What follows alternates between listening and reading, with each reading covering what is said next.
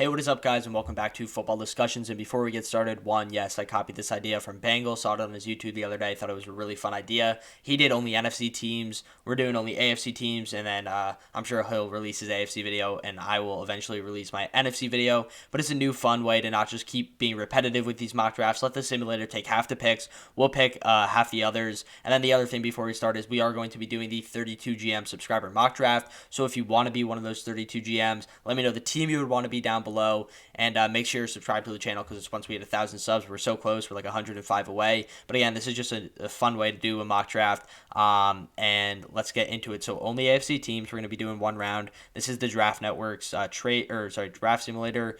I think they're still going to offer us some trades, but I'm not accepting any trades. I don't want to do 7 rounds. I'm not going to accept any trades. We're just going to kind of let it go, pick the AFC teams, and we'll see what happens. So we do have the number 1 overall pick with Jacksonville Jaguars, and I'm going to be taking Trevor Lawrence. Not even going to explain myself. And then at the number 2 overall pick, we have I'm going to take Zach Wilson to the New York Jets. If you want to see I did some analysis on the quarterbacks as well as reacted to Chris Sims' quarterback rankings yesterday on the channel. I'll tag that video somewhere here. But I thought that was one of my favorite videos to make, just going in depth into the quarterback conversation, talking about why people are so high on some players, why people are so low on some other players. I'll probably release his Mac Jones one, as he's getting a lot of hype recently. Chris Sims had him as his quarterback 3 overall.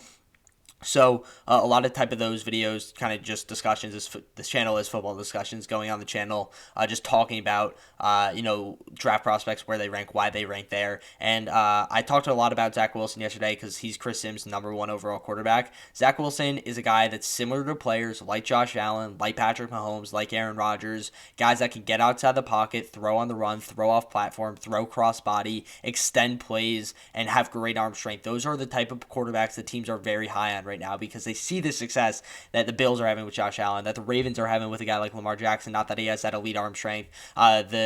The Cardinals are having with Kyler Murray. The Packers have obviously had with Aaron Rodgers. And, of course, the Chiefs with Patrick Mahomes. Not that Zach Wilson will ever have a comparable career to any of these players, but those are the type of quarterbacks that teams want nowadays. So that's why I have Zach Wilson as my number 2 overall prospect. That's why I have Zach Wilson as the number 2 overall quarterback. I think he's just a really, really good prospect, a guy that fits the mold of the way that the NFL is trending when you talk about drafting quarterbacks. So instead of sticking with Sam Darnold, I think the Jets are going to move on from him and draft a quarterback at 2 in Zach Wilson.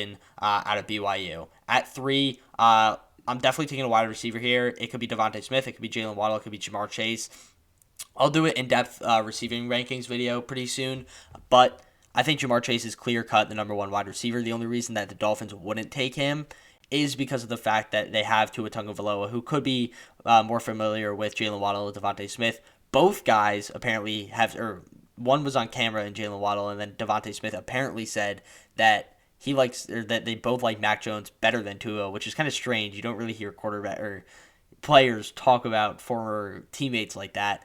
But regardless, I think that Jamar Chase is the clear-cut number 1 receiver. And if the Dolphins are picking a receiver within the top 5 and they don't trade back, and I'm not doing trades here, I think they got to take Jamar Chase, the wide receiver, out of LSU. Again, they're going to offer us trades. We're going to kind of try to decline all of these and just pick it as if the order does not change. So at 4, the Falcons took Justin Fields, so that was the first pick out of our hands. I could definitely see that happening. That could be a Penei Sewell spot. That could be a Justin Fields spot or a quarterback spot. That could be a tight end spot. You could see them going with Kyle Pitts at 5. But with Jamar Chase off the board, I know a lot of people want the Bengals to draft Jamar Chase or Kyle Pitts. I think even if Jamar Chase is still on the board, they have to go tackle. They almost lost their franchise quarterback last year in Joe Burrow with a very gruesome injury. I think it's the smartest move. Whether Penei Sewell's already off the board, you go Slater. But if Sewell is on the board, you got to take him. You got to protect Joe Burrow. I'm going to have the Bengals taking Penei Sewell. Kyle Pitts at 6 is an interesting one.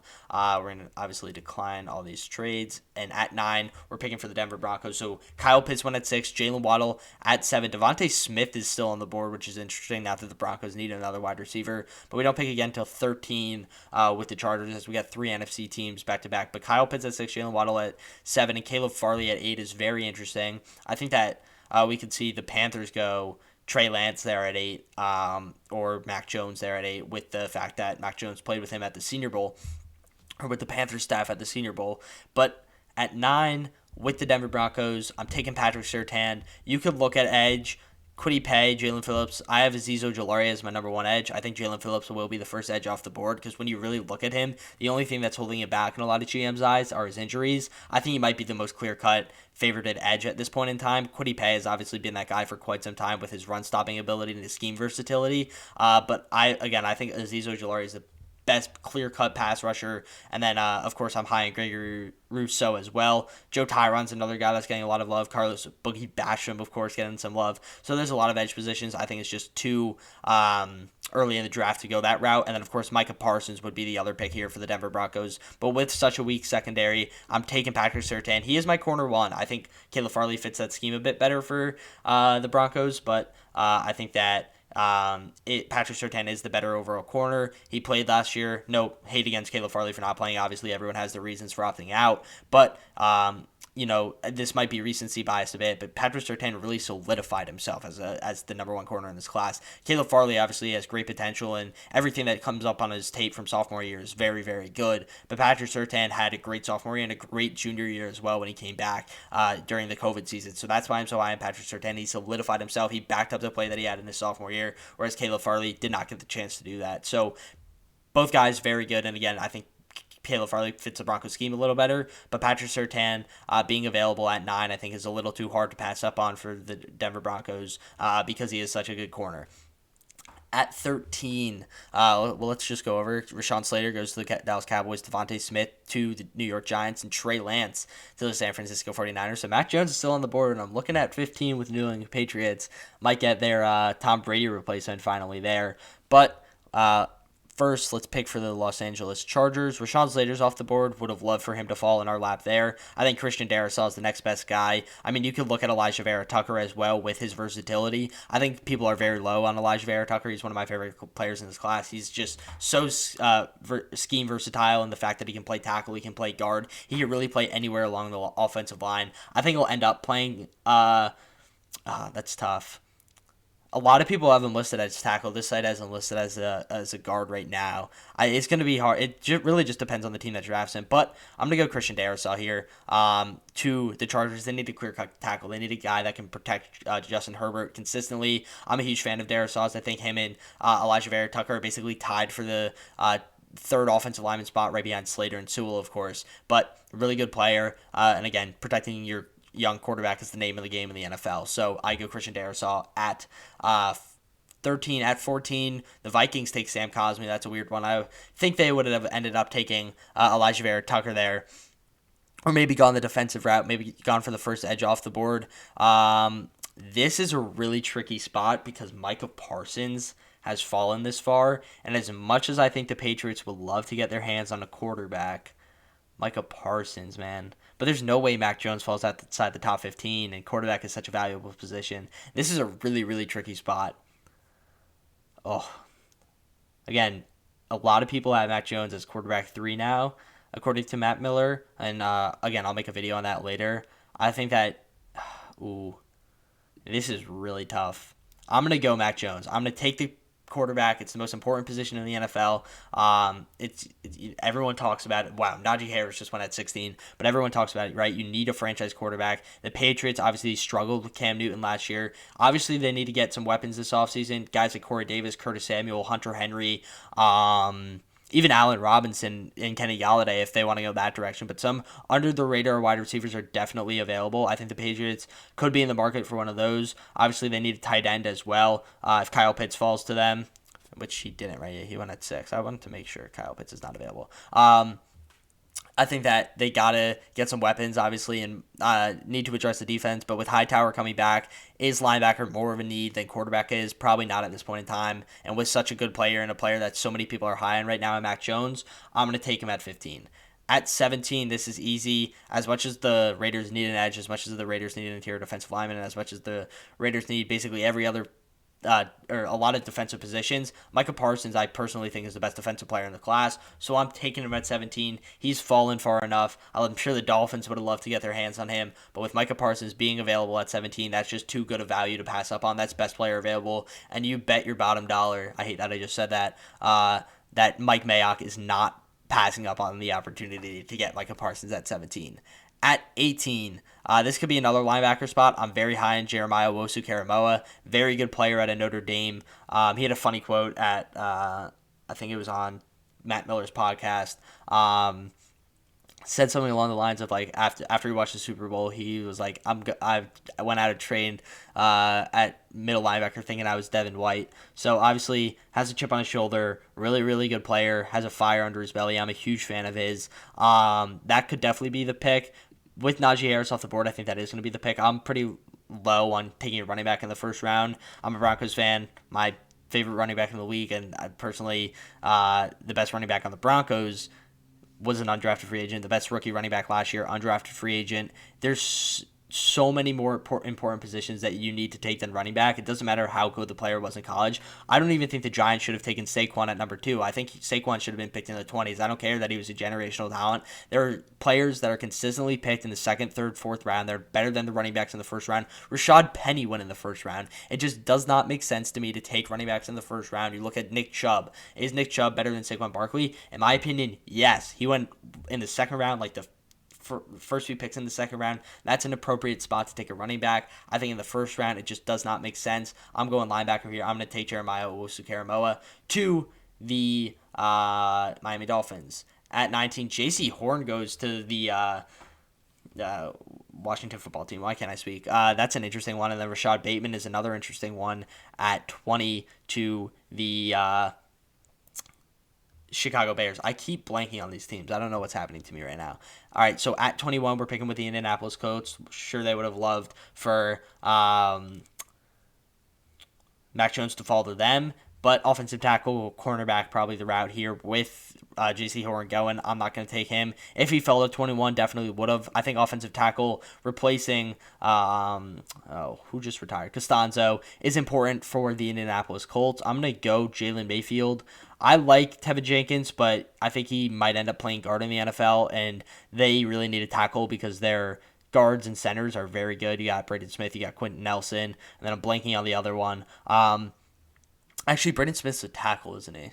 He's the tackle that's going to stay. Regardless, they need to replace Costanzo. I'm all over the place there in this video. I'm taking Jalen Mayfield. He's run first, offensive tackle. The Colts love to run the football. They're going to run the football a lot with Carson Wentz, do some play action type stuff. I think that Jalen Mayfield fits the mold of that team perfectly. So we take him at 21. Open up the lanes for Jonathan Taylor. At 22, no edge has been taken. And I'm going to take my guy, Jalen Phillips. Just talked about him. I think he fits the Titans scheme very well. They need a pocket pusher alongside Harold Landry. They got Jeffrey Simmons up the middle. They can make one of the most dangerous defensive lines in the NFL if they get one of the better edges in the NFL, which they're in this draft, which they're in a prime position to do. So we're taking Jalen Phillips at 22.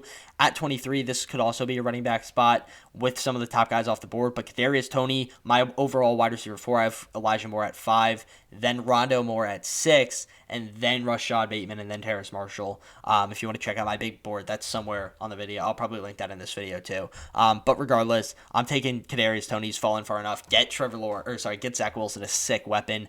Very underrated route runner. Him and Elijah Moore are criminally underrated route runners. They call them gadget type players. They are not gadget type players. They are clear cut wide receivers in this league. They are so good at route running. They have quick feet. They're fast. They're electric. They can play the deep ball very well. I think that Kadarius Toney and Elijah Moore are two of the most underrated prospects in this class, and getting Zach Wilson, a sick weapon, is pretty electric for the New York Jets.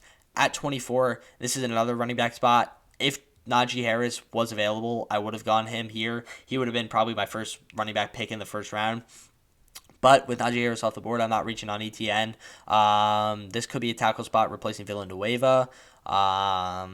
Interior defensive line could be interesting too, now that they missed their chance to get J.J. Watt. But I think they're pretty set with I think Tuitt kind of comes in some packages there, as well as Cam Hayward, obviously.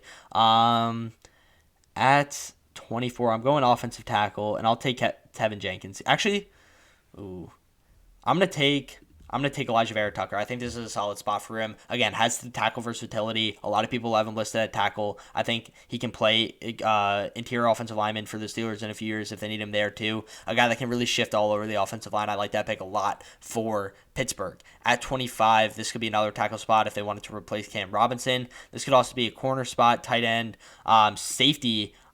I actually really like safety. The Jaguars don't have a single safety on the roster that's worth a damn starting right now. As much as they need offensive tackle and some other positions, they have a lot of picks in this draft. Trayvon Bovick is the guy that's getting a lot of buzz right now. A lot of people have him in the first round. I love that pick for the Jacksonville Jaguars. He's a sick player. Physical. His coverage is good, not great, but he's a very physical or not corner safety. I love what he does in the box. He's just really, really good. I love Trayvon Bovick overall.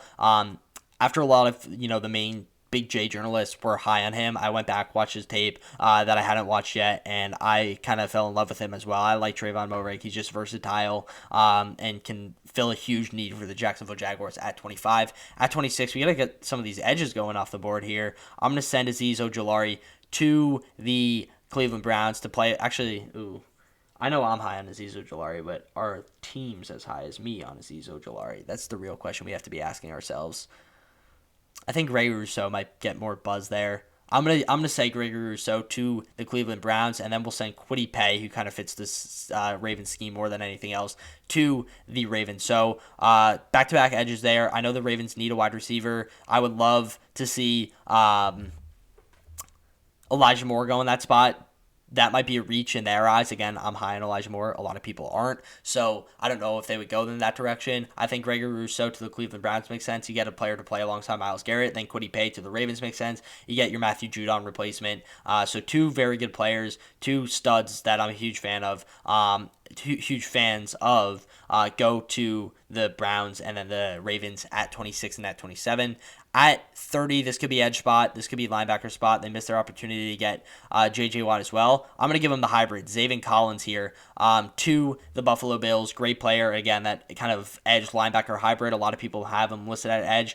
Bills need both players. Matt Milano announced that he is probably going to test the open market, so I love that fit in Buffalo. Kind of fills two needs for them at once. Again, a hybrid player, a guy that has a lot of versatility. So Zaven Collins to the Buffalo Bills is a pick that kind of excites me a lot. And then at 31, this could be interior offensive line. Wyatt Davis with his injury might be a reach. I'm going to send, I know a lot of Chiefs fans, whenever I give them like a gadget type wide receiver, gadget, again, I don't think they're gadgets. Receivers are like, we need an X. So I don't know if Elijah Moore would appease the Chiefs fans. They could use offensive line help as well, for sure, after watching the Super Bowl and watching Patrick Mahomes get destroyed. You know what? I'm going to have fun with it. I'm giving him Elijah Moore. I'm going to do it. Great player. Someone that, again, excites me. Very underrated route runner. Just everything he does on tape shows up. Or everything that he does on tape just makes me more excited about him. If we look at his size, he is 5'9", 184, and he consistently caught jump balls at Ole Miss this year. I know if you know their quarterback, he likes to sling it a lot, throws the ball up, and Elijah Moore was the receiver for a lot of those just huck-up throws, and Elijah Moore came down with a lot of those huck-up throws. So a guy that's just very exciting. Overall beast. Azeez Ojulari went to the Buccaneers to wrap up. So this was a little fun mock draft we did. Again, a little interesting, only picking for the AFC teams. The CPU actually did a pretty good job, I would say, except for the Najee Harris pick at 16. That's a bold take, especially when J.C. Horn was on the board. And then obviously Micah Parsons falling was a bit weird in this draft class. But overall, I think we did a really nice job, filled a lot of team needs, got the teams, the players that I think were most exciting, the players that I think can help out the teams the most. And, of course, that's obviously the point of the mock draft. But I definitely had a lot of fun doing this. We'll do the NFC version very shortly. But, yeah, guys, take it easy. Peace.